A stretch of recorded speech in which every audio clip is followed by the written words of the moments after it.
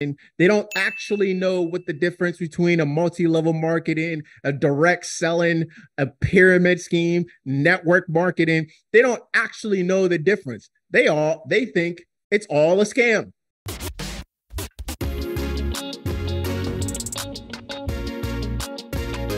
Welcome to the good life. What is up, everybody? Welcome back to another episode of the Good Life Visual Audio Podcast. I'm one of your hosts, C. Muzan. I got Coach here in the building. Say what's up, Coach. What up, though?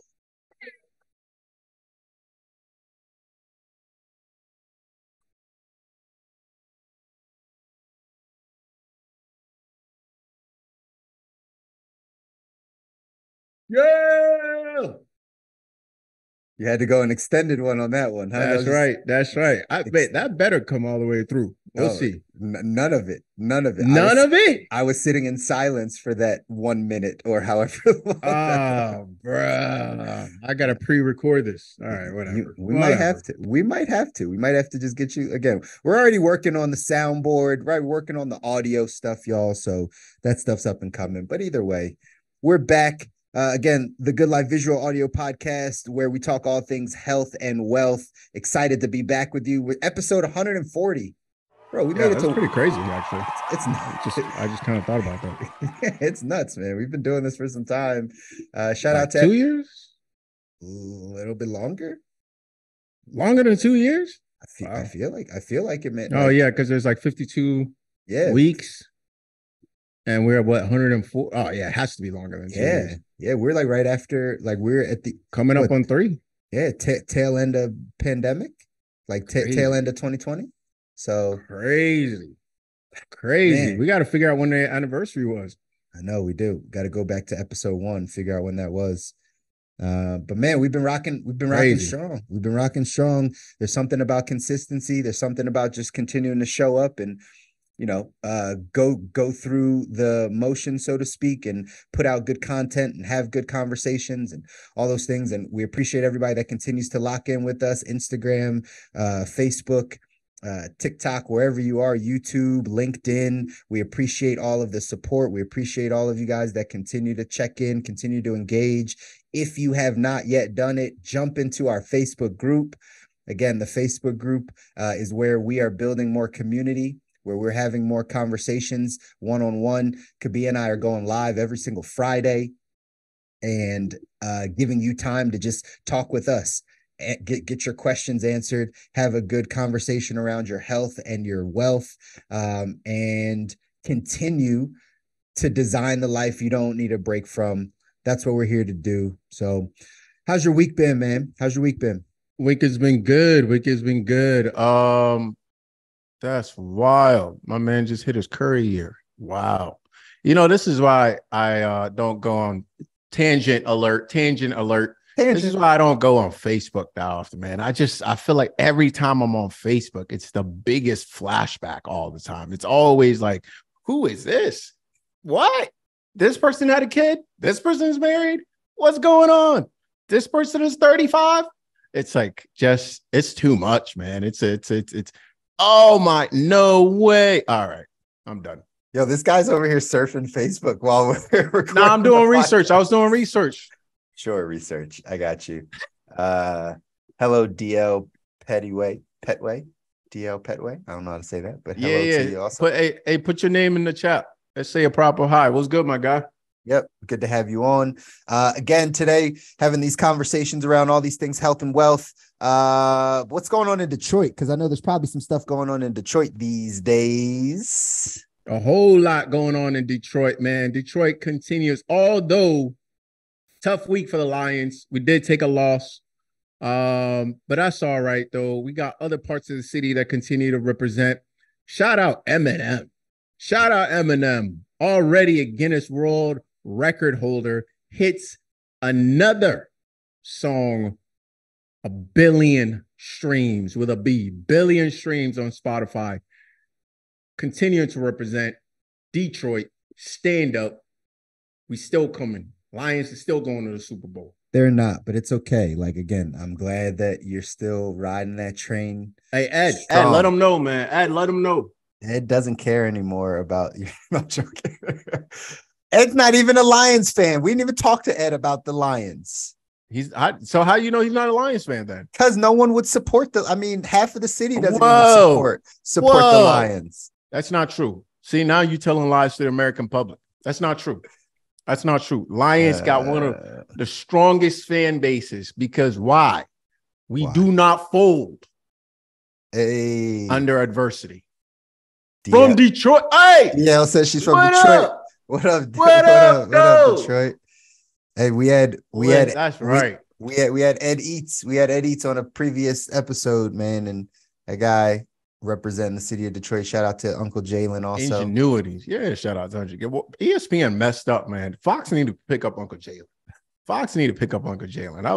They dropped the ball. What's Jalen up to these days? Like, what is he up to? What is he doing? He's doing his own media, showing up a lot on his Instagram, interviewing people, getting into the Rolodex,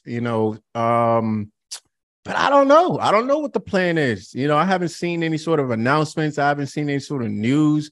It's crazy. I will say this, like having a job like public facing where you're on TV every day or you're on radio or whatever every day, like it does a lot when you think about it, right? To put you in front of opportunities, to put you in front of like different things. Like since Jalen's been off of ESPN, I'm like, what's going on with Jalen? I feel like I haven't seen him forever, right? So yeah, it makes me just think about the power of media, the power of marketing, the power of being front and center, front of mind. Very important, even if you're not in business.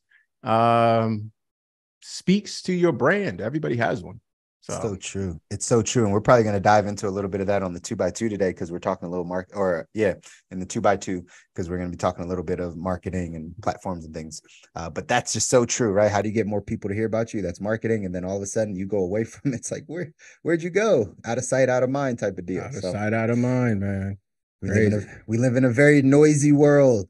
Noisy world. So in order to cut through the noise, we got to make sure that we're being present, right? We got to make sure that we're showing up to where people are. If that is your right, if that's what you're doing, if you're building a business, if you're, you have something that you want to be front facing, if you have a mission or something you want to get to the world, well, you got to be in front of people. You got to talk. You got to let people know who you are. And if you're out of sight, you are out of mind. So it's not going to help your business. Yeah. Anyways, again, thanks to everybody that continues to tune in. Again, if you want more, catch us on YouTube, Instagram, Facebook, TikTok, all your favorite streaming platforms, Spotify, Apple Podcasts. And again, join our Facebook group. That's where you are getting access to Kabi and I. It's called Health and Wealth for Busy Professionals. We are engaging all the time there. We go live every week. Obviously, our episodes are there, and you can chat with us. We host workshops, the whole nine. It's not just a group; it's a community for self-improvement and the ability to live the good life, designing a life you don't need a break from. That's where we're at. Let's get a quick word from our sponsors today. That's right. Ready to level up your style? The Good Life Visual Audio Podcast store just dropped its first piece of merch with our exclusive Follow the Money t-shirt. It's not just clothing. It's a statement of your commitment to mastering your health and wealth. So be a part of the movement and get yours today. Just visit the Good Life Visual Audio Podcast store using the link in our description. And remember to always follow the money to understand what's going on. Follow the money. Follow the money. That's right. Follow the money. Oh, we should do an ASMR. Ed said that's what he did, right? ASMR. That's where you started. Yeah. I was a little surprised, but we all got to start somewhere. Bro? You've never listened to the ASMR? Yeah, but like that. Dog. Scratch it on the mic. I'm sure that's what that is. Hembo, go ahead and clip. This is the clip right here. This is the clip. Listen. You can't even hear anything. Just that. Let's make it a GIF. Can we make it a GIF? Hembo, make this a GIF. No, we don't need any gifts right now. We don't need any gifts right now. Mark it. What we need is to head into our segment of the show we call you don't tripping yourself up. The segment of the show we call Shop Talk. We don't have a jingle yet, but Shop Talk. That is the clip. Anyways, Shop Talk, we're talking what's happening out there typically in the world of sports. Again, it's that time of the season, time of the year. October, well, World Series now about to get underway. We're fully into the football season, to the NFL season, fully into college football. Here comes NBA coming around the corner where I think they're opening days in a couple days, right? So already open. Already open. Really? The Warriors played yesterday. The Lakers played yesterday. Lakers played the Nuggets. Warriors played some team. I don't even remember who they played, but Warriors played some team.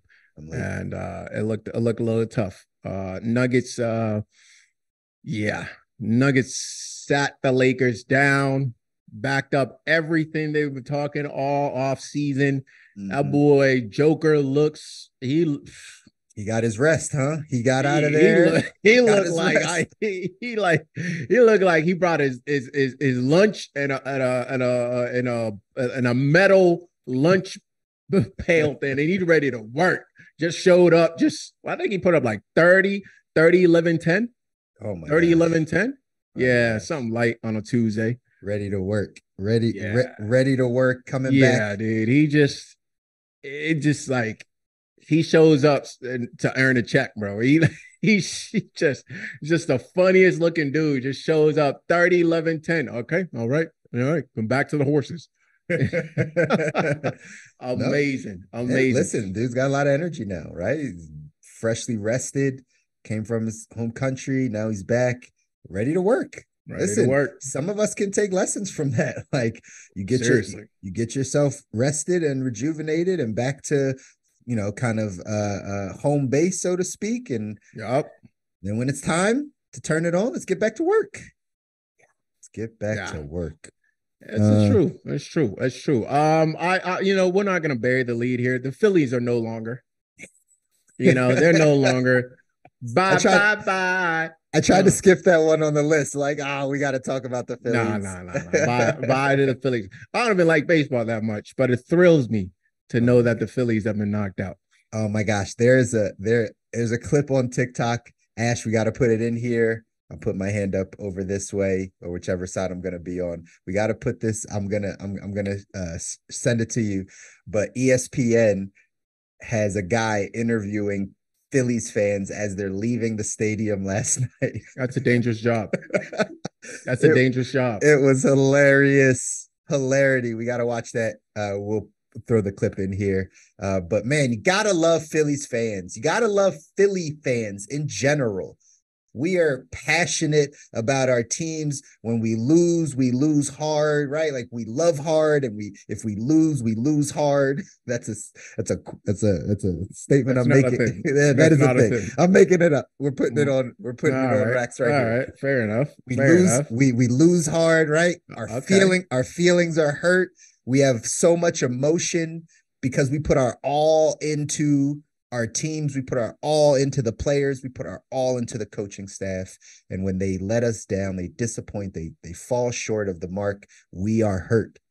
And it's okay. I support everyone in Philly. I support all of us Philly fans. We're gonna be fine. There's a guy on that clip that said "Go Birds." That's right. At least we got the Birds. They're rolling. We'll see what the Sixers do this year, but shout out to the Phillies. Sorry that we couldn't dance again this year. It would have been 2 years back to back dancing in the World Series, but it wasn't in the cards this year. It's okay. I just don't know why we're spending so much time talking about the Phillies who are losing. I don't know. Let's move on. We're not even. You want to talk about some winners? Yeah, let's talk about some winners. Yeah. What about Victor? Victor doing pretty good, man. I mean, a lot of people say he'll be the first player to be able to guard the rim and the 3-point line at the same time. It seems like he already proved it. There was an amazing block he had. I believe he was on poor Andrew Wiggins. Shout out Canada. And he let one go. I mean, you look at the arc of that ball, you're like, oh, yeah, that's gone. This dude go Inspector Gadget arm and blocked the shot mid-flight. I'm looking at this thing. I'm like, well, that's an alien at work. That's a French alien, s'il vous plaît. Right? Like, that's crazy. And so it's about to be a wild season. It's definitely going to be a wild season. If they keep this stat, ESPN and all these places, they keep some really random stats.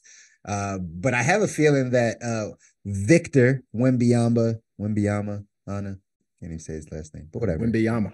Wemby. Or you can just call him Wemby. We'll call him Victor. We'll just call him Victor.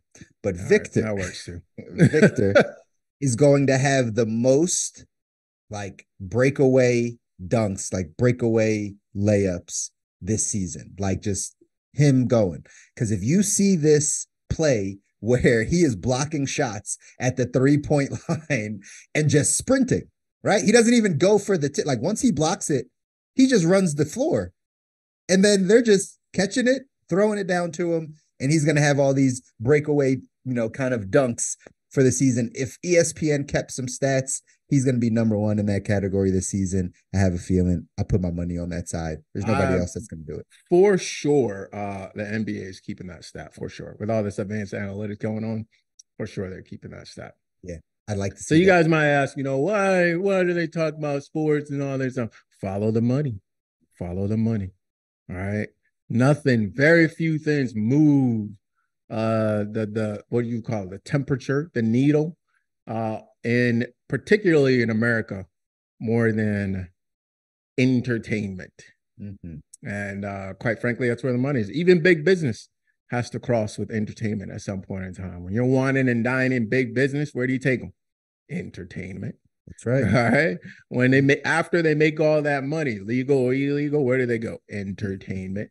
So you can run from it all we want. My parents say, oh, the way to make it, my parents used to think academics was the way to make it in. I actually think they missed the boat. I actually think it's entertainment. Like for real. And is it harder to get into? Sure, possibly, but look at LeVar Ball. Seemed to have done all right. Yeah.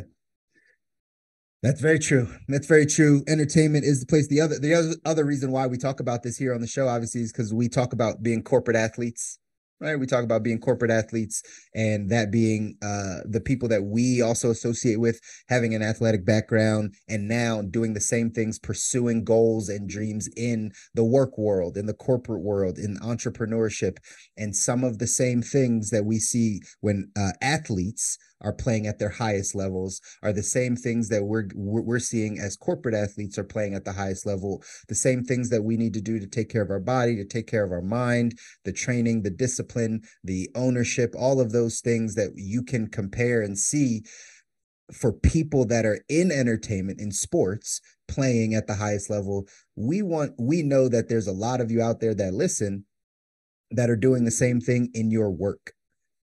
And you need to train, and we need to all train in the same ways that an athlete would on the court, on the field.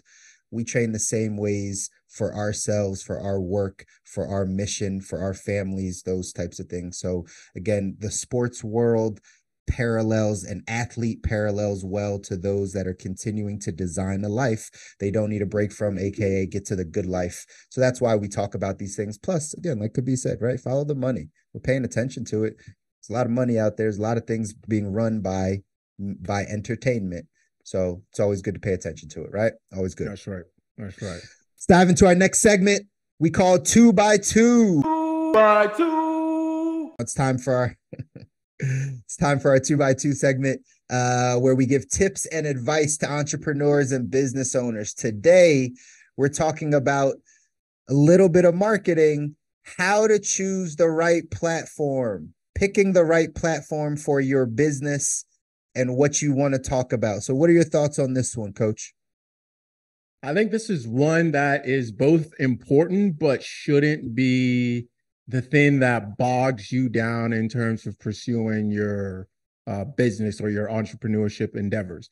Reason I say it's important because you do have to know yourself and a little bit about, kind of how you like to operate. For example, are you okay, or can you get yourself eventually to be okay to be in front of the camera? Do you prefer to be behind a mic? Do you prefer to be, on the keyboard, right? Maybe you're more of a writer, Do you maybe prefer to be on the phone? Maybe you're more connected people in terms of talking and of that nature. Now, these skills can be developed. So it shouldn't be like, oh, I hate being in front of the camera, so I can't do anything with video. No, but if that is your disposition, then maybe that's not where you start. However, the skill can definitely be developed. I think you also have to look at, kind of where are these platforms going from now to the next year, the next 2 years, and the next 5, 10 years, etc. Obviously, none of us really know. Once upon a time, MySpace was huge. Shout out, Tom. And then one day, it just wasn't anymore. Right. So these platforms are definitely moving, but it doesn't mean that you can't make money off of them, even as they're dying.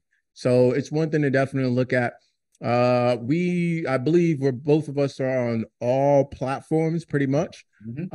I will say though, looking back, I do think Alex Hormozy's 1-1-1 rule is probably the place to start. And if you don't remember, it's one avatar, one person you're serving, one offer with which you're serving them on with, and then one platform with which you reach these individuals. So you also want to look at who are the people that you're trying to help and where do they typically reside, right? So there's a lot of little nuances as to selecting which platform should be on, but don't let that be the thing that lets you never start. You might as well start somewhere and you're going to learn along the way and make adjustments that way. Yeah, man.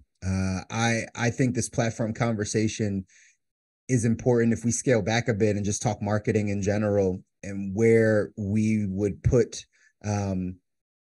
our business, like where do we want to have a presence? I know you mentioned MySpace, but in all honesty, guys, back in the day, it was the yellow pages, right? The white pages, the billboard, the like, the print, the print ad inside of the local newspaper. Like we've come to a place where this is just the platforms of the time or the medium of the times. But before, like marketing always had to get done. It was very expensive to get on television, right? To actually have a commercial spot. So most people did some type of print.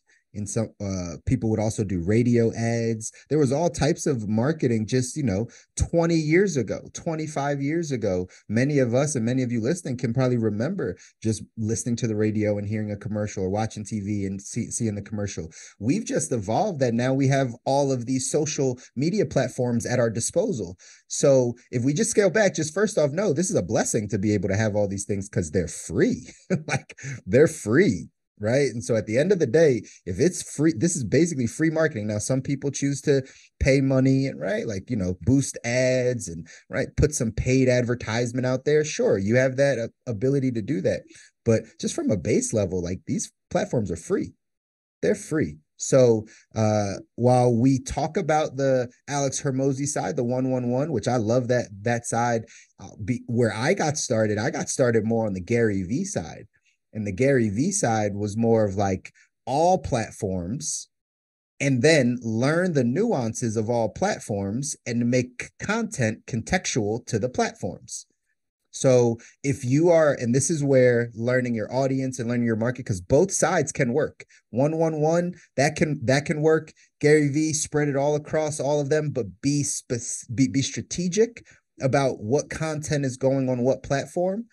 That's not meaning smear it all, like create one piece of content and put it on Facebook, Instagram, TikTok, LinkedIn, do the same thing all the way across. That's not what Gary Vee talks about.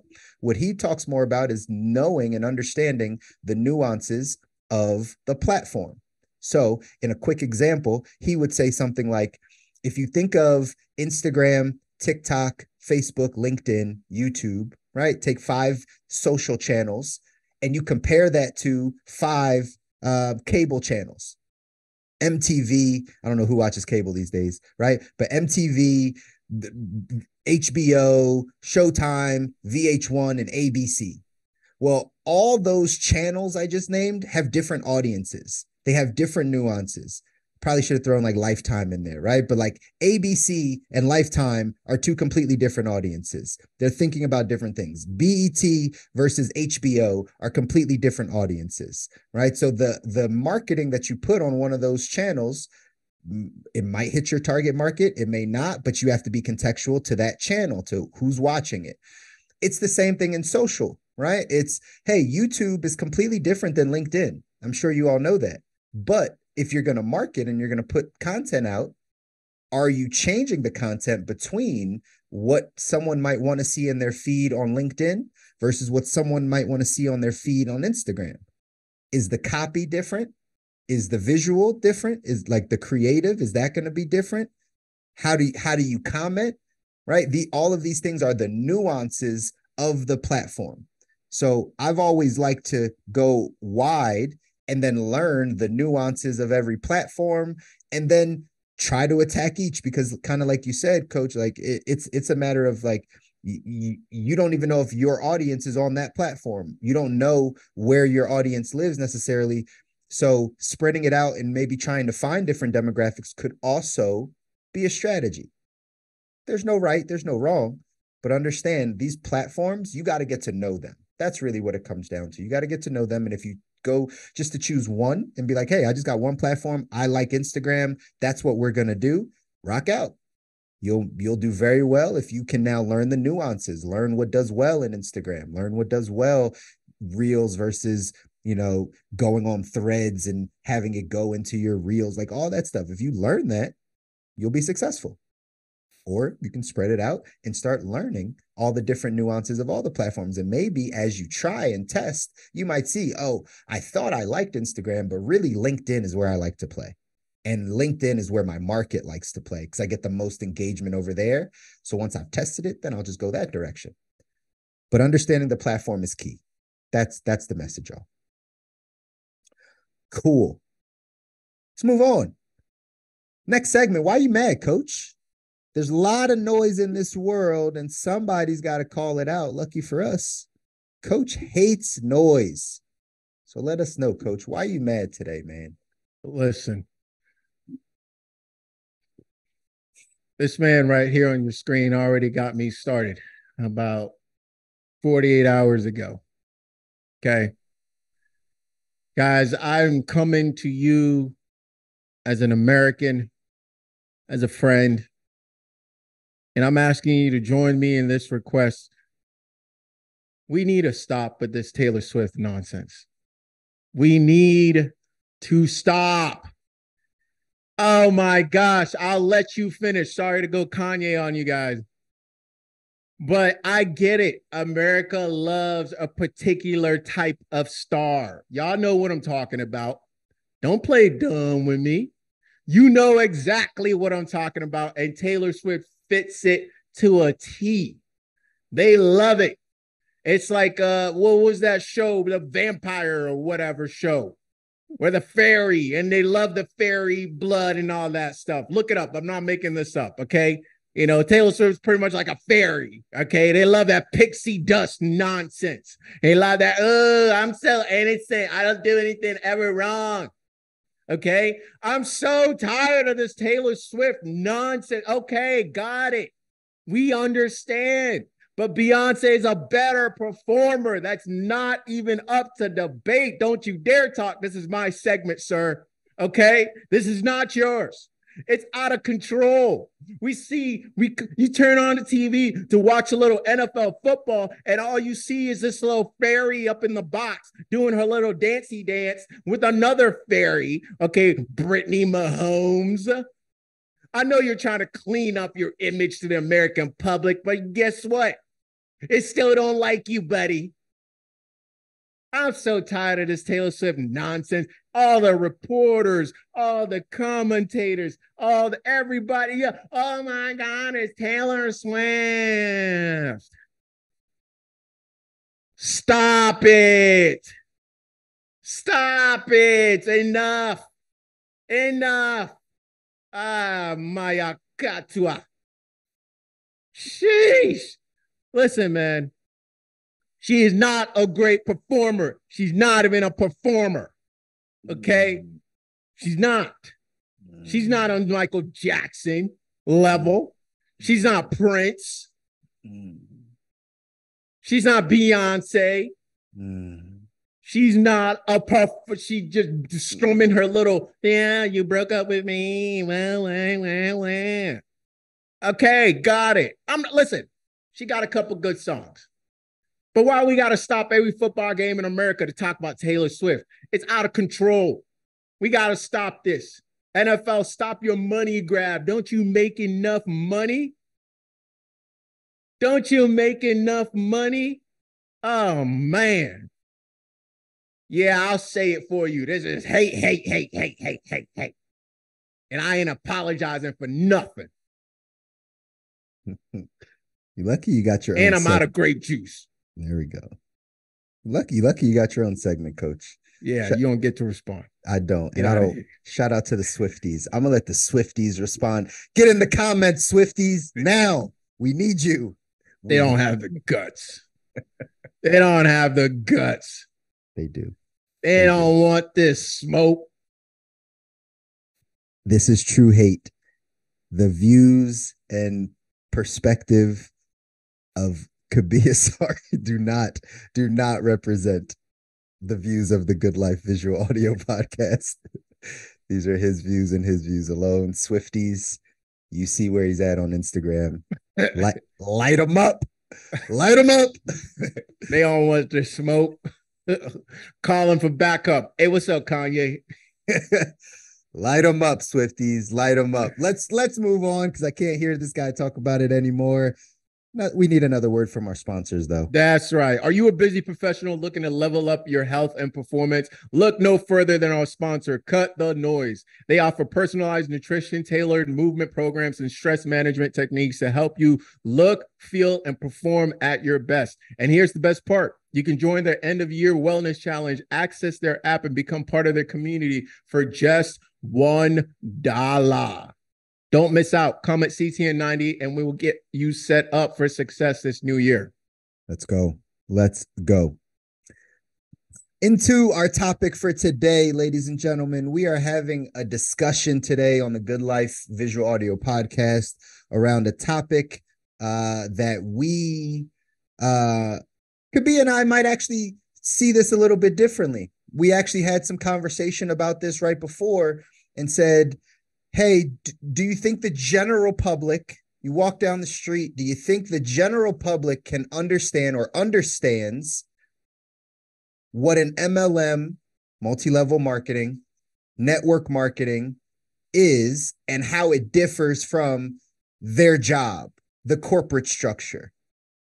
I believe that many people understand what multi-level marketing is, what an MLM is, how it works according to, right, and in relation to the corporate structure or a job structure.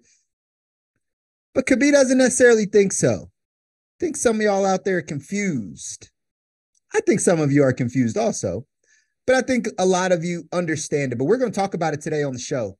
Let's talk about this MLM, multi-level marketing, network marketing, direct sales side. What are the difference between all these things? What is it? How much are we hearing about this stuff? We're going to dive into this conversation over the next few minutes, and let's talk it through. What's up, Foxy B? Happy Wednesday to you also. Coach, let's give some opening arguments here, some opening statements around multi-level marketing, MLMs. Go for it. Your Honor, may it please the court. For my opening statement, I would like to evoke code 6749, section B, C. It's become clear. Come on, bro. Can I finish? Go. Can I finish? Go. Your Honor, control the courtroom. Go. Listen, it's become clear to me here that on this particular topic, I need to provide a little bit of insight, if you will. I believe that a lot of people have heard of MLM, specifically MLM, right? But just like a lot of people have heard of BLM, doesn't mean they understand what is going on. Sure. They might know that it's generally about Black people. They also know that for some way, somehow, this is related to some sort of leveling. There's some sort of money involved. It's some sort of like you got to bring people in, like you kind of understand. But most people don't actually know the definition. They don't actually know what the difference between a multi-level marketing, a direct selling, a pyramid scheme, network marketing. They don't actually know the difference. They think it's all a scam. They think direct selling, network marketing, multi-level it's all some sort of pyramid scheme, right? That is my position, Your Honor. And I'm not saying they're necessarily wrong, but I'm just saying it's worth a conversation because I believe there's some nuances here that's worth diving into, particularly if you are interested in starting a business, making money, whether online, in person, or starting something outside of your 9-to-5. It's important to understand what this is when you are approached, which you probably will at some point in time if you're pushing in the direction of being an entrepreneur. That's my point. May I, Your Honor? Thank you. Let me dive in very quickly and just address the court. Just to say that the point that I would like to make is that most, should I say most? Yes, most people in 2023 have been approached by someone trying to recruit them, interest them in some form of MLM. And because of that, because the majority, I don't have stats to prove it right now, but we're going to get into the conversation. But I believe that the majority of Americans have had an experience where someone has talked to them about an MLM or joining their business or something along those lines. And because that has happened, because the majority of people have been approached, that I believe that at some point on that first one, or maybe the second one that they get approached on, they do their due diligence to find out exactly what this is. And then they form an opinion. Now, from there, that opinion may be completely wrong. It may not be that they heard it the right way, whatever the case, but I believe that most people that have been approached have talked to someone in an MLM, and at some point, either the first time or the second time they got approached, they dove a bit deeper to say, well, how does this work? How do I make money? What is this? And then once they go a couple levels down, they form an opinion.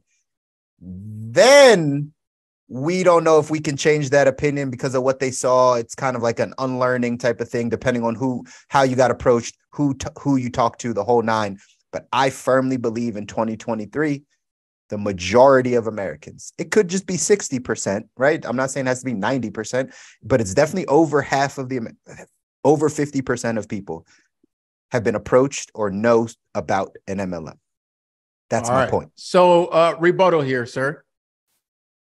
To know of something does not mean you know what that thing is. A lot of people are aware of the concept of race.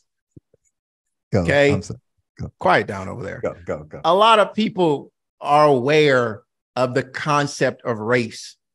How many people understand how race was developed, or even that race is a social construct completely made up, or when race took the context that it did in Nathaniel Bacon's Rebellion 1619?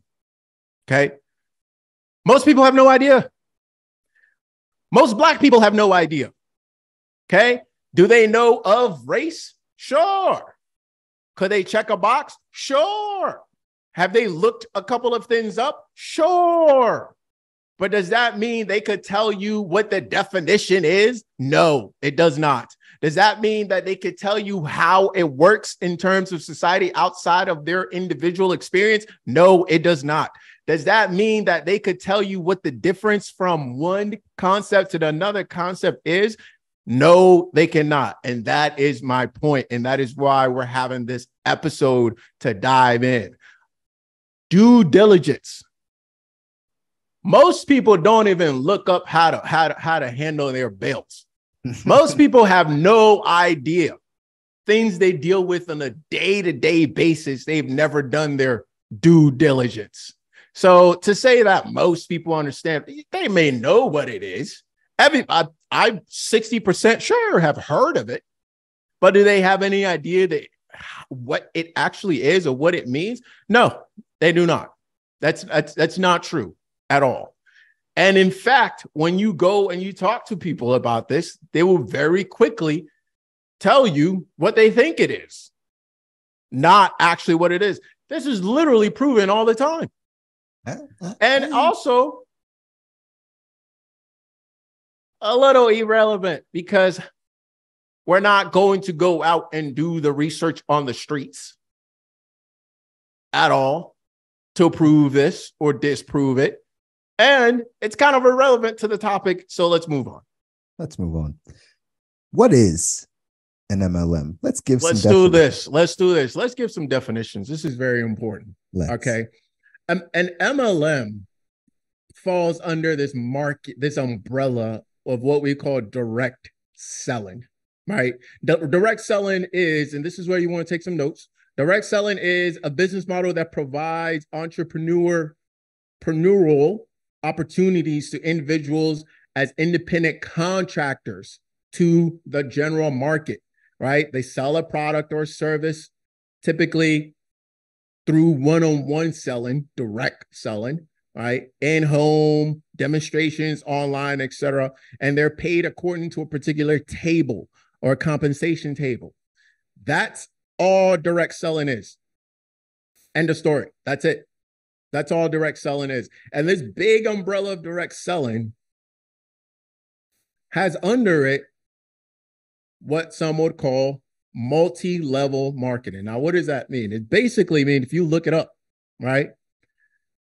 It means that anyone, or the definition I guess they're working with now, is anyone can recommend, promote, and enroll another customer from day one. That's what makes it an MLM, multi-level marketing.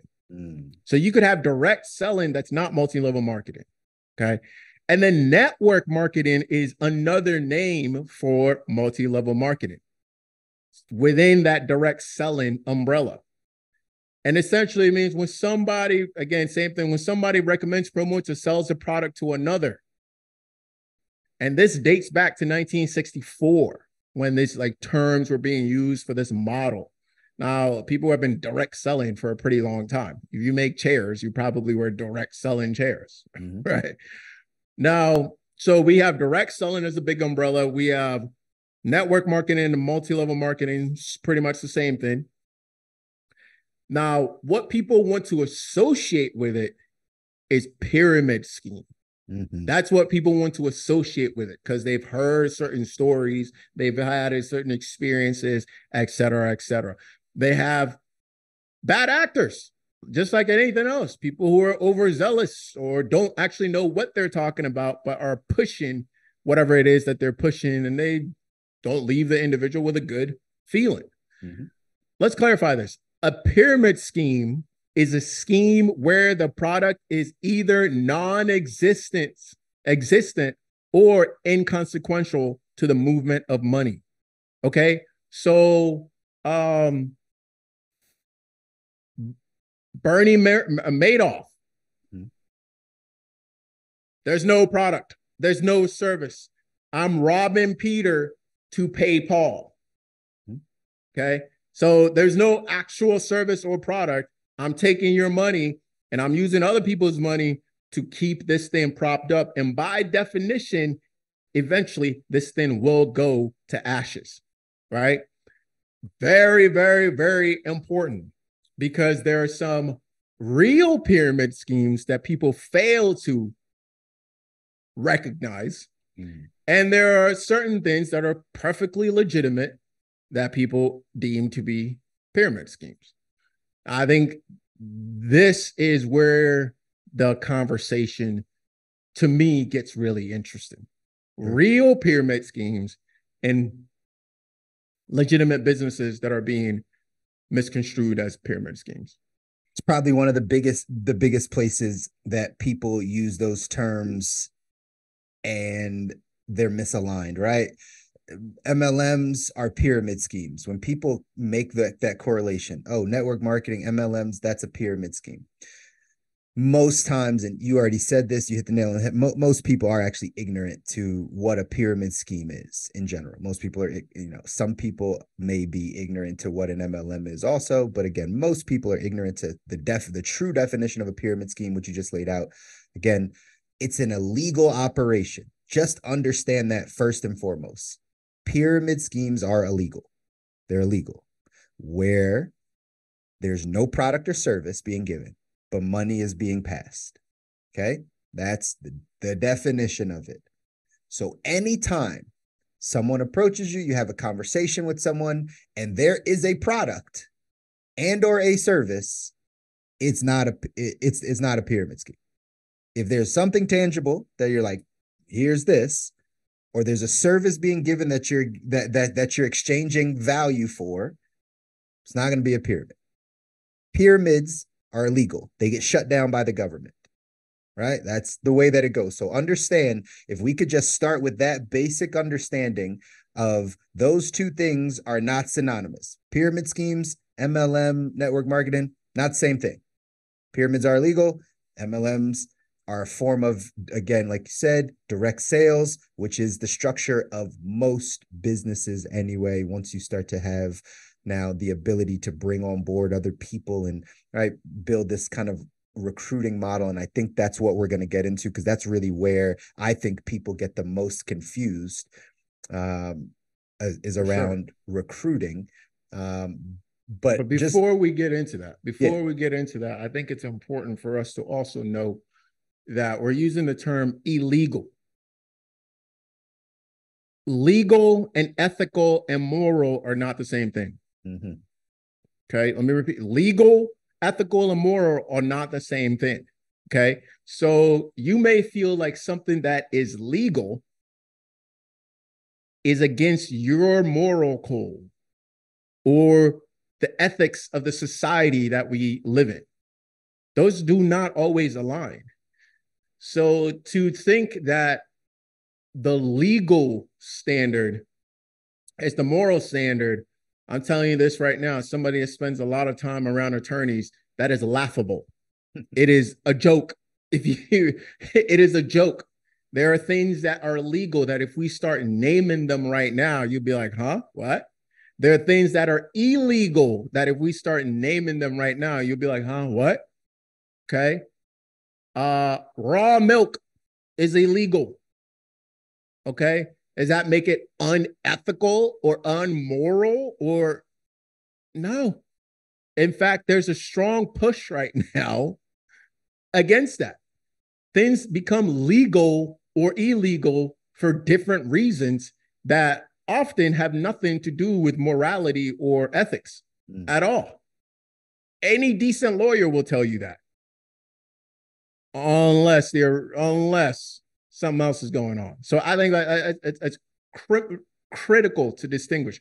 Also, this is one thing that for me really is really interesting, because I'm about let's cut the noise. Let's get to the bottom of this. Okay. When you go on Google and you Google pyramid scheme companies, and this is probably what you see on there is the number one multi-level marketing company showing up as a pyramid scheme company on Wikipedia. Okay. Amway Global. Okay. Guys, Amway owns a stadium. Like it makes no sense. They actually have products. They actually pay. Right? So how did we confuse these things? To me, is mind-boggling. Wherein you could have something like, oh, I don't know, the entire dollar system, right? The entire dollar system that literally is a Ponzi scheme. And when we talk about Ponzi scheme, I think it's important for us to know because that is, you know, that is one that a lot of people don't know that Ponzi is actually named after Charles Ponzi, correct? Yeah, it's a person. It's a guy. Charles Ponzi, and he was robbing Peter to pay Paul. Mm-hmm. But we see this type of stuff happen right in front of us, and people don't jump on this. They're lured to sleep, but they're quick to jump on something that is just doesn't even make any sense. I'm telling you, Amron. Go ahead, brother. I'm just saying. I want to jump straight to like why. Like I have an understanding, I believe, of why this is. You never hear that saying where it's like, who leaves bad reviews at a restaurant? Like it's only like negative people.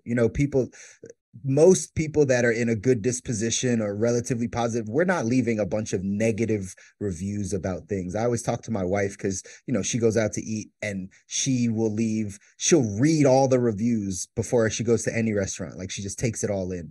She reads all the reviews. And I'm always like, why do you read the reviews that are like overly negative? Because at the end of the day, like, have you ever left a negative review? Like that's a certain type of person to bash another place of establishment, another business. Now, if you have really, really poor experience, I'm sure there's a time where it's like, hey, I gotta let my voice be heard. But in general, we're not walking around leaving a bunch of negative comments and talking bad about things. In MLMs and network marketing, I don't know if we have this stat, but the stat of the amount of people that actually make money, I think it was something along the lines of like 75% of people that join a MLM or network marketing either break even or don't make any money, right? They actually lose money. So if 75% of people are the ones that are getting these experiences of this didn't work for me, I lost money, it wasn't what was yada yada, they're the ones that are now in the majority to go off and put out bad comments, misinformation, to where now a company like Amway pops up at the #1 spot for pyramid scheme companies, because Amway has probably run through or have approached millions of people. They're probably working. I mean, how long has Amway been around? In the 80s, 70s? 80s, something like that. They're probably running on 5 million, 7 million people that they've actually talked to about or gotten into the Amway business.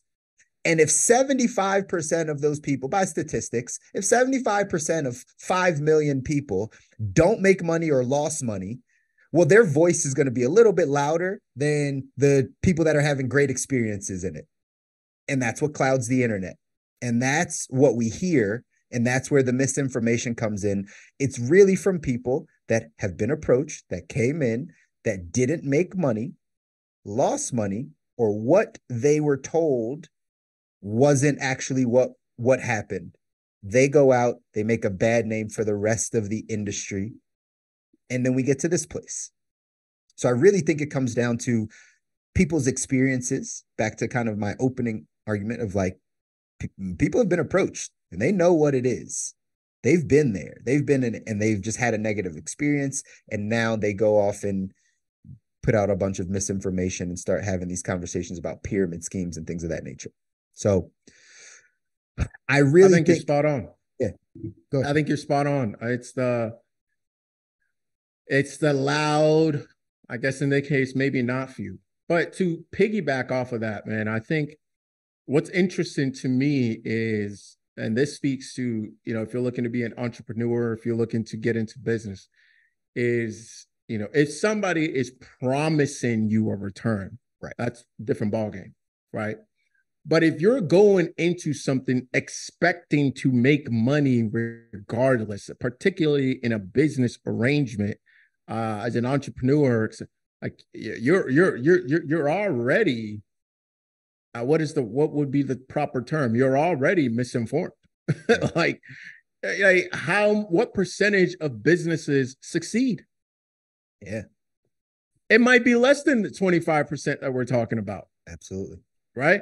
So if you go into this business thinking, oh man, I put down this much money, I should make my money. No, you shouldn't. No, you shouldn't. More people lose money in the stock market than make money. Right. More business founders lose money than make money. More founders of startups fail than succeed. So it kind of speaks to the mentality of the majority, which is how can you go into something like that expecting that you make money regardless of the effort that you put in? That makes no sense. Right. But that's what I believe a lot of people are walking around with. They're like, I put down my $100. I got started with Avon and I didn't make any money, blah, blah, blah, blah. Well, maybe you're not good at it. That's right. Like, that's it. Maybe you just didn't do it well enough. Because let me tell this. So I've told you the story of this before, man. It was actually Amway. Mm-hmm. So a couple of years back, I was approached, I believe it was Justpreet, my guy, and I was like, all right, I'm a young dude. I try it out, and it didn't work out for me. Why didn't it work out for me? Now I can speak with truth here. I didn't put in the work required. I was a little self-conscious about going up to people and talking to them about this. I wasn't sure of myself. I hadn't made money. I didn't understand. I couldn't get over myself to do what he was telling me I needed to do to see what I wanted to see, which was to make money. So, I like danced around it a little bit, et cetera, et cetera. Then maybe a couple of years later, I ran into an old classmate of mine and he was doing really well. Like you could tell he was doing well, talking about retired, his wife did all this stuff. And I'm like, bro, man, they're like, well, what are you doing? And he told me, I was like, no, Amway, you mean the same thing that I was doing, but didn't know? Wait, what? You retired your mom, your wife, your dad, doing all this? Wait, what? And you built. So what was the difference between Manny and myself, right? He put in the work. Right. Clearly it works. Right. I didn't put in the work. For whatever reason, I could come up with 1,000 reasons as to why I didn't put in the work, but I didn't. And it didn't work for me. So I could choose, which I probably have in the past, to be honest with you. Man, that thing don't work, bro.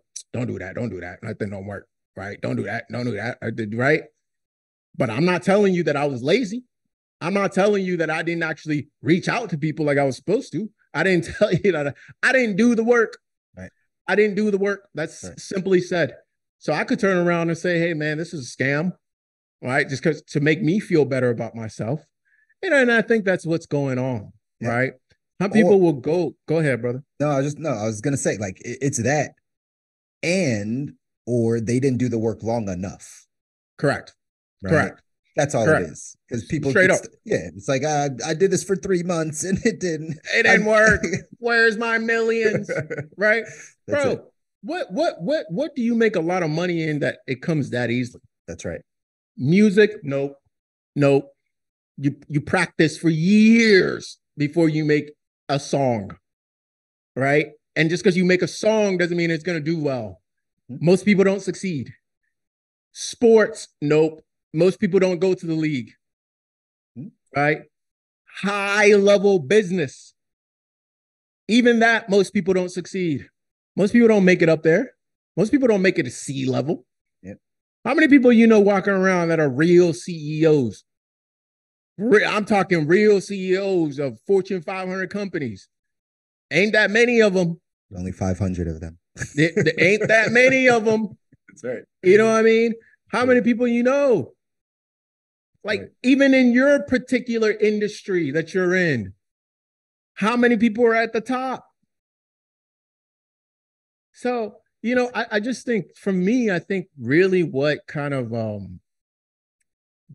is interesting to me is the rhetoric around it, right? It's the oh, I'm entitled to something. Oh man, like this should work. I paid my $100. Blah blah blah blah blah blah blah blah blah. We call that. Show me another example. We call that the employee mindset. And this is the actual, like, again, we want to dispel kind of why these things are happening And here's one of my takes again on why this happens is because, again, most MLMs, network marketing, under the heading of direct selling, right? Where people are transitioning from employment to entrepreneurship. Most people that are getting into some form of an MLM or network marketing, they have a job. They're an employee and they're finding out that that's not the way they want to go. They're finding out that they need to make extra money. Like they're starting to see the writing on the wall, but they're at a job. They're an employee. So now to come over into an opportunity, a business opportunity where you are not an employee, you are an entrepreneur, it actually takes a completely different way to think. And that's where people struggle is I've been used to doing it this way where I am entitled to something. I'm entitled to my paycheck if I just show up. If I just show up every day, no matter how good I am, no matter how much I produce, no matter how my attitude, no matter how good I get at my job or how much I don't do better at my job, I'm still going to get a paycheck. And then you come over and you say, hey, but I think I want to be an entrepreneur. I think I'd like to take some of this into my own hands. And we don't know, most people, as you're transitioning, you just don't know the speed of an entrepreneur. You don't know the mindset of an entrepreneur. Maybe we aren't built with grit and perseverance and mental toughness and sales ability and all the things that are actually needed in order to be an entrepreneur.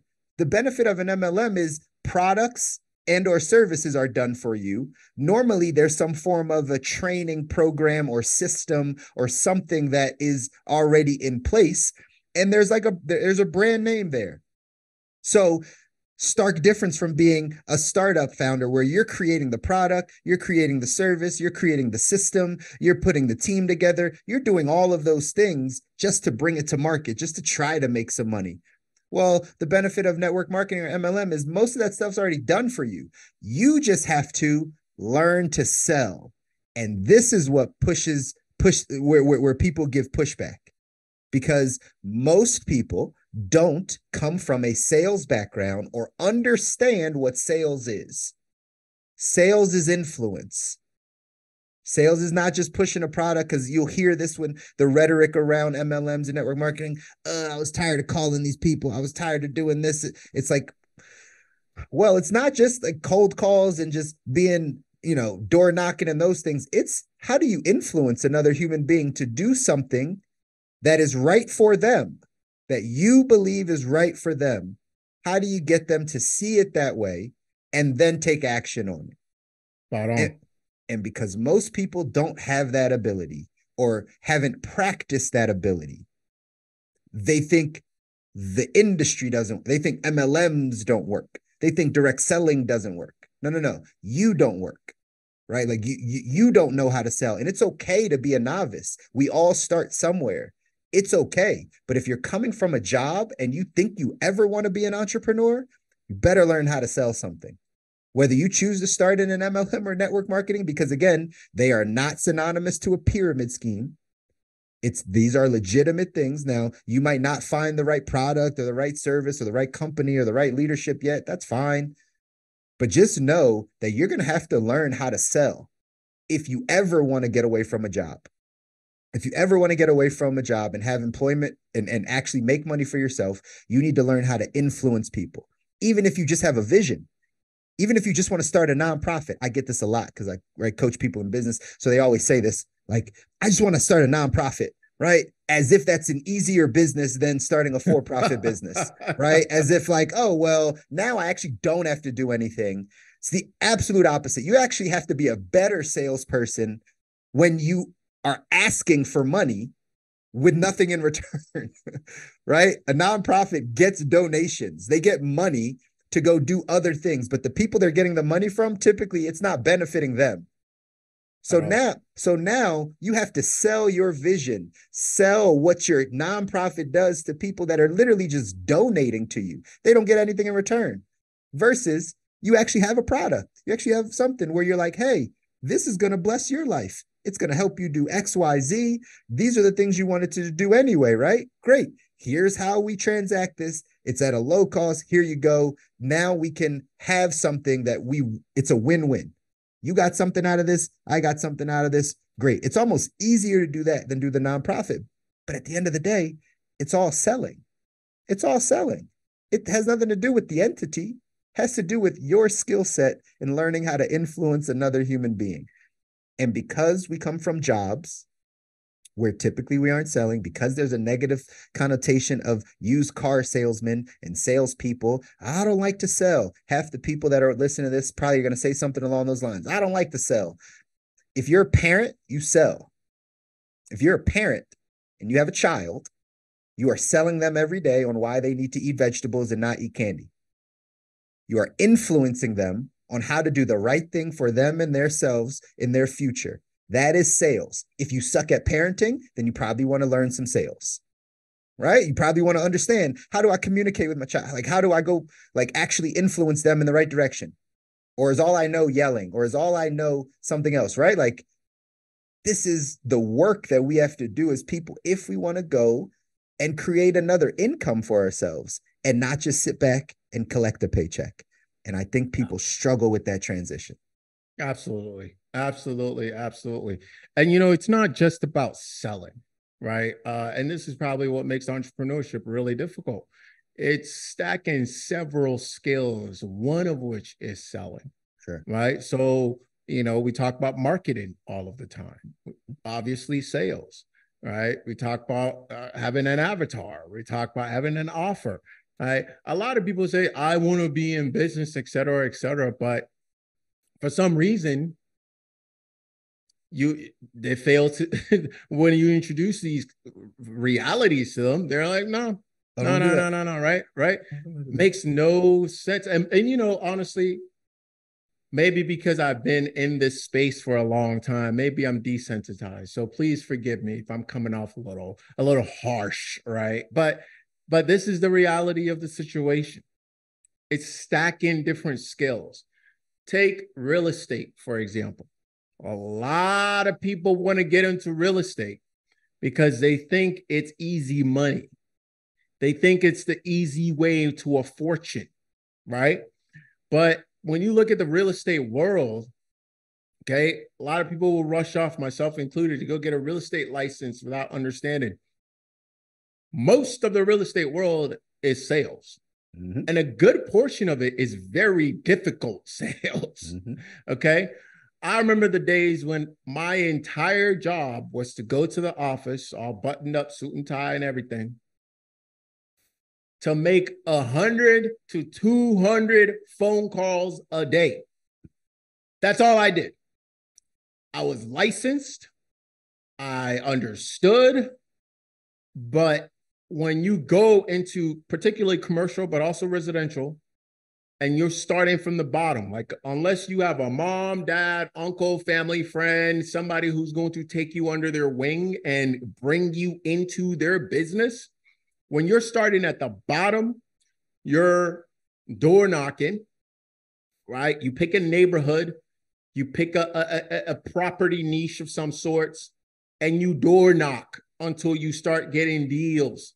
This could take over a year, 2 years. I've seen people in commercial that have worked 5 years before they got a deal. Mm-hmm. Okay. So I think people don't understand the reality of the situation. It's not, somebody told me the other day, it's like, wait, what? I thought really, like, why aren't you an agent anymore? Like, well, I thought it was easy. You just like put up the what do they say? Put up the listing and then collect your money. I'm like, oh my goodness. Boy, are you misinformed. Right. Right. That's right. Like, it's so difficult. And it's not the only industry that's that way. We had an episode where we brought Sid on, right? And his financial planner, advisor and planner, yeah. Advisor and planner. And he talked about it. Right? He talked about him having a huge advantage because his dad brought him in. Otherwise, climbing that ladder is extremely difficult. Right. Okay. There's so many industries like that. but I think either people don't aren't privy to that, or when told, they just don't. It doesn't click. It doesn't work Yeah. out. So in a lot of ways, brother, like I think the more people understand things like that, the more sort of respect they would have for entrepreneurs, right? Everybody's running around, tax the rich, tax the rich, tax. Listen, y'all need to calm down. Calm down for a second, right? Because the reason why you can go clock in and clock out and go back home and not give a, as my one of my old soccer coaches used to say, a rat's tail, right? Not gives a rat's tail about anything besides you and what you're doing, is because somebody else took a major risk, right? They took a major risk to start that business, to start that company. They could have been broke on the streets. Right. They could have been broke on the streets, right? When you go home, it is still their responsibility to think about how this business functions. They don't get to sleep, right? That's why if there's a surplus, it should go to them. Okay, because you took your cut, you don't care. I get my money, I get my paycheck, I'm going home, right? The entrepreneur, particularly the small entrepreneur, is the backbone of the society that we live in and enjoy. And I'm not getting political here, man. If you are offended by that in some way, shape, or form, I'm sorry to tell you this, but you are a sheep. You've been brainwashed. You've been brainwashed. Okay. We should all be thanking entrepreneurs for creating jobs for us, right? We should be thanking them. We shouldn't be running around talking about tax, because guess what? The rich that we're also talking about, they can leverage the tax code. That's right. They ain't gotta pay. That's right. So we're being bamboozled by politicians that are fighting for our votes, right? And there's a lot more people without money who can still vote than there are people with money that can vote. You understand what I'm saying? Yep. So as a politician, I'm going to pander to the people that can get me a lot of votes. And if it's by bashing people who have money, sure, why not? Right? Are they actually going to do anything? If they do tax the rich successfully, where are they going to put that money? Oh, you mean we're putting money into this hands of the people who put us $33.5 trillion in debt? The people who can print 10, 20, 30, 40, $100 billion whenever for war? Like, come on, y'all. I think we need to follow the money to understand what is happening, number one. And number two, realize who is really pulling the strings and for what reason. Our issue is not with entrepreneurs. Our issue is not with those that take risks to bring businesses into our neighborhoods. Y'all can decide who our issue is with, but it ain't with them. That's right. And in all honesty, again, spot on that. In all honesty, for those of you that are entrepreneurs out there, we've gotten into this term of solopreneur, but really your job as an entrepreneur is to create jobs for other people. That's what your job is, right? Like you got to go build something that serves people, that helps people, but your job is to create jobs for others. So all you entrepreneurs out there that are just working and you're okay being on the solo side, remember, like, don't be selfish about this. Just like could be said, hey, there's major companies, large companies, or you can even be in the small to medium-sized business, but you got 20 employees, 50 employees. Guess what? Like you created jobs for people to work. Like that is what stimulates our economy. That is what it means to be the entrepreneur. Is now I'm going to create something and my vision is so big and what I do helps so many people that guess what?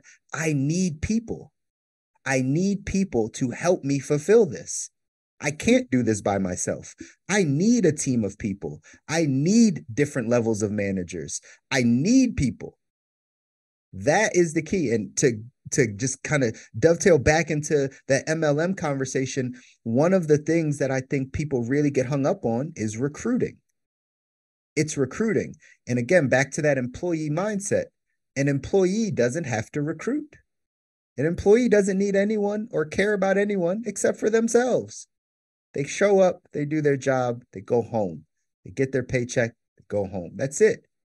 So when you step into a network marketing MLM side of things and they start saying, hey, you have the ability to go bring on somebody else, to recruit another person to build your organization also. It's that emoji with the brain blowing up, right? People are like, what? Like, what? What do you mean? I got to bring people on board? Like, what? That throws people off because they're employee minded. But understand, everything that's big has to recruit people. The military, guess what? They recruit people. Otherwise, no one's just voluntarily signing up. They have to bring recruiters into high schools, onto college, onto campuses. They have to actually say, hey, this is what we're doing. We need people. Sign up. We need you to come. Every entrepreneur that has a major business, guess what? They need to recruit people. They hire them. They say, hey, we need staff. We need you to man this. We need you to do this. We have a role that's open. We need to bring people on because that's how things get built with multiple people. Teams. You show me anything great, I'll show you a great leader, and I'll show you a great team around them. But we want to do things solo. So when we come into an organization like an MLM and they tell you that you can recruit and that you should recruit, we have no idea what that means. Like most people are like, that part I don't understand. I don't want to recruit anyone because they don't see the value, because they don't think like an entrepreneur. They're thinking like an employee. And that right there, I think, is one of the major things that hangs people up when it comes to these MLMs and network marketing. It's because most employees don't have a concept of what it means to recruit and build a team. And that's what's needed on that side. I think you're spot on, brother. I think you're spot on. And guys, I remember being in that position. I remember sitting in rooms being like, I don't know about this. I'm not, listen, I'm not out here to push MLMs, but I am out here to open our eyes so we can follow the money and properly understand what's happening. If you're talking about an entrepreneur, being an entrepreneur, doing all, making money, it comes with the territory. All right. It might not be an MLM or network marketing or direct sales or any of that stuff, but it comes with the territory. And for a lot of people, it's actually a much better path than starting their own thing from scratch. Absolutely. You literally can cut down your level of risk dramatically by having a proven product, a proven system, a community, mentorship, and people don't see the value of that. And I think that's very unfortunate. But with that said, guys, listen, I think it's time for a word for our final sponsor here. Are you ready to take control of your finances and your life? Our sponsor, United Agency, has you covered. Whether you're individual, family, or business owner, they offer tailored solutions to elevate your financial journey. Best of all, they're currently offering free financial plans, y'all. Don't miss out. Use the link in the description to get yours today. That's right. With that said, brother, listen, last take from you, because we got quite a few we could keep diving into here. I feel the next wave coming, and I don't know if they want to stay for another hour. I don't think so, but again, we might do a part 2 to it. My last takes for today's conversation, though, is just understand, ladies and gentlemen, there's lots of ways out there to make money, but understand that MLMs, network marketing, direct sales, these are things that are legitimate entities, legitimate business models. There we go. Business models that are out there that you can benefit from. If you do your due diligence to learn what it is and to understand how it works. And then here's the key. you get better in certain areas that are required to do well in that business structure, in that system. If you learn the skills you need and actually acquire them, you can do well on that side. If you are not willing to do that, most likely entrepreneurship is not for you. Whether you're talking MLM network marketing, going into real estate, starting a Shopify store, going into any other form of entrepreneurship that you think is cool, opening a restaurant, doing a food truck, opening a barber shop or a nail salon, it doesn't matter. If you aren't willing to put in the time to get the skill sets required, you won't be successful at it. Stay at the job for as long as you need to until you're willing to do the work. But just know there's nothing wrong with any of these businesses and opportunities that you see out there, but you do have to do your due diligence. Not everyone is great. Not everyone has great products. Not everyone has great systems. Not everyone has great leadership and mentorship. So you have to do your due diligence, but don't just write it off because it comes under the heading of network marketing or MLM. That's my last take. That's an awesome last take. Guys, my last take for you today is, education is very, very important, but the proper education is even better. So if you want to, for a lot of people, guys, if you want to get into entrepreneurship, this might be a better path for you, honestly. So take a look and see if, having a proven system, a product that you're really, really excited about and you actually use and would recommend to a friend anyway. We do that all the time. Bro, where'd you get that backpack? Oh man, you should check it out. It's at this place, right? What if they kick you back a cool 5% every time you did that? Well, you're going to do it anyway. So I think it's very important that we keep an open mind and we look at these things closely, as it might be a better structure for a lot of people out there who are looking to get into entrepreneurship. And the resource that I have for you today, and for one that you should check out, is called The 4-Year Career. The 4-Year Career. I think it's one of the better books in terms of diving into the underbellies of direct sales marketing and answering a lot of the questions that people have, so that at least you can be better informed about what is true, what isn't true, and how does it actually work before you make decisions. You might even come up with a product where direct selling is the better business model for the product that you come up with. So it's worth understanding, even if you are not going to go sell Amway or Avon. Okay.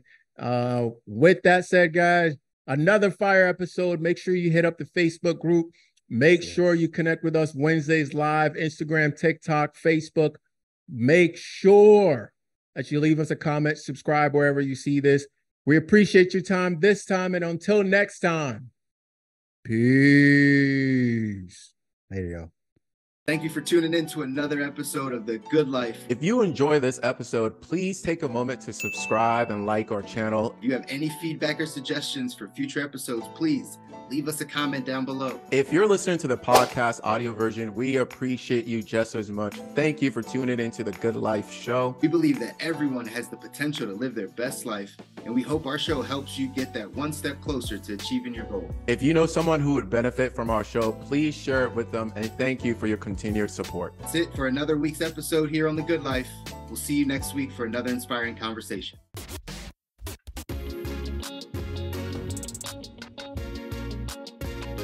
Welcome to the good life.